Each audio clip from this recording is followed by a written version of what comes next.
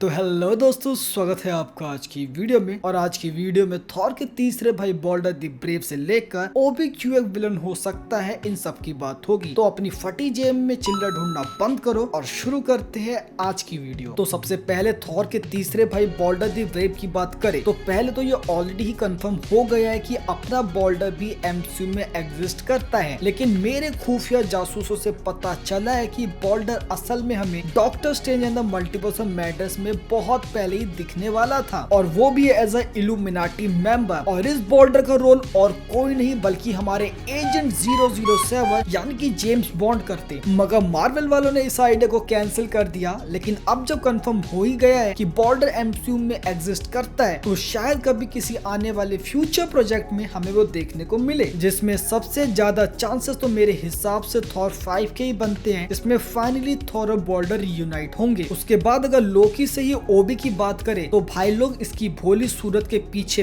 बिल्कुल मत जाना, जिसे इतने सालों में उसके काम के लिए आज तक किसी ने क्रेडिट नहीं दिया। साथ ही इतने सालों से वह अपनी तन्हाई के साथ अकेला रहता आ रहा है, जो किसी भी हंसते खेलते इंसान को विलेन बनाने के लिए काफी है। और अब जब फाइनली ही रिमेस मर चुका है, तो अब जाके ओबी के पास एक मौका है उन सब चीजों का क्रेडिट लेने का जो उसे आज तक नहीं मिला, जिसके लिए शायद वो ही रिमेस की जगह लेने की कोशिश करेगा। तो अगर आने वाले एपिसोड में ओबी एक विलन साबित होता है तो मैं तो बिल्कुल भी हैरान नहीं होऊंगा। अब अगर विलन की बात हो ही रही है तो एमसीयू के मेन विलन कैंग से भी एक खबर है कि अपना जो मेन प्राइम कैम होगा, जिससे अवेंजर्स सीक्रेट वॉर्स में फाइट करेंगे, वो और कोई नहीं बल्कि खुद बियॉन्डर का ही एक वर्जन होगा, जो कि एमसीयू का सेकंड मोस्ट स्ट्रॉन्ग आइडेंटिटी है, वन अबव ऑल के बाद। और सीक्रेट वॉर्स की कॉमिक में उसका एक बहुत बड़ा रोल रहा है, जहां वो अपने आप को एक ह्यूमन फॉर्म देता है ताकि वो मार्वल यूनिवर्स और धरती वासियों को अच्छे से समझ पाए। तो हो सकता है कि अपना कैंग भी बियॉन्डर का ही एक ह्यूमन फॉर्म हो, और इसी कारण वो खुद को दूसरों से सुप्रीम समझता है और साथ ही हर चीज पर सिर्फ अपना कंट्रोल चाहता है। उसके बाद अगर मार्वल के लेटेस्ट शो की बात करें तो मार्वल ने डिज्नी हॉटस्टार पर werewolf by night re release करा है विद कलर दिस टाइम। तो अगर अभी तक तुमने वो नहीं देखा है तो अब वो तुम फाइनली देख सकते हो। अब अगली खबर सुनने से पहले अपने हाथों में एक हैंकी रख लो, क्योंकि इससे सुन तुम्हारे आंसू आने वाले हैं। तो पिछले हफ्ते तक खबरें कुछ ऐसी थी कि डेडपूल 3 अपने सही समय पर रिलीज होगी, जिसे सुन हम फैंस काफी ज्यादा खुश थे। लेकिन अब खबर ऐसी है कि हमें बेवकूफ बनाया गया था, क्योंकि अब खबर ये है कि चाहे मार्वल जितनी मर्जी कोशिश कर ले, मगर ये मूवी मई 2024 में तो पक्का रिलीज नहीं होने वाली। इसके लिए हम फैंस को अभी और वेट करना होगा। उसके बाद अपनी अगली खबर भी डेडपूल से ही है, जहां अब ये ऑफिशियली कंफर्म हो गया है कि मूवी में गैम्बिट का लुक कॉमिक एक्यूरेट ही होने वाला है। अब अगर अपनी अगली खबर की बात करें तो हम सभी जानते हैं कि मार्वल अपनी हर मूवी में बारीक से बारीक डिटेल पर पूरा ध्यान देता है और पूरी कोशिश करता है कि कंटिन्यूटी को लेकर कोई मिस्टेक ना हो। मगर स्पाइडरमैन होमकमिंग मूवी में दिखाया जाता है कि वल्चर और उसकी टीम 8 साल बाद 2012 के एवेंजर्स न्यूयॉर्क बैटल का कचरा जमा कर रही है, जबकि मूवी जो है वो 2017 में ही रिलीज हुई थी। तो भाई साहब 8 साल कैसे हो गए? इस चीज को लेकर फैंस थ्योरीज और सवाल पूछते रहते थे। हालांकि अब मार्वल ने फाइनली एक्सेप्ट कर लिया है कि वो एक कंटिन्यूटी एरर ही था और होमकमिंग तक 4 साल ही बीते थे। अब अगर दी मार्वल्स की ड्यूरेशन की बात करें तो अपडेट कुछ ऐसे है कि ये मूवी अब और छोटी होने वाली है, जिसकी ड्यूरेशन अप्रॉक्स 1 और 44 मिनट्स होगी। और अगर इसमें से एंड क्रेडिट्स को हटा दिया जाए तो फिर ये मूवी लगभग 1.5 घंटे की बचती है। मेरे हिसाब से मार्वल को एक काम करना चाहिए कि इस मूवी को एक शॉर्ट मूवी का दर्जा दे, इसे ओटीटी पर रिलीज कर दो। अब अगर मार्वल की सुसाइड स्क्वाड